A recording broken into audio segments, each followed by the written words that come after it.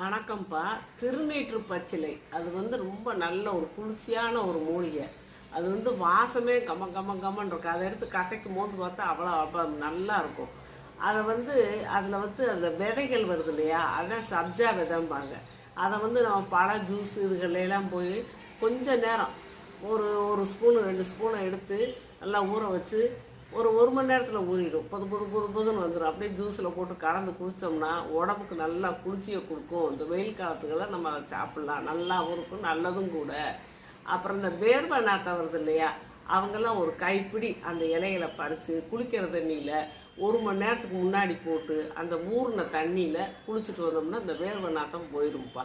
வேர்வை நாற்றம் எப்போ பார்த்தாலும் வேர்வை நாற்றம் பக்கத்தில் கூட போக முடியாது. அவங்கெல்லாம் இந்த மாதிரி செய்யலாம். அப்புறம் அந்த இலை ஒரு 10 இலையை போட்டு கொதிக்க வச்சு அதை கஷாயம் வைக்க குடித்தோம்னா காய்ச்சல் கூட சரியாக போயிடும். அதனால் திருநீட்டு பட்டுவே நீங்கள் இப்படியெல்லாம் நீங்கள்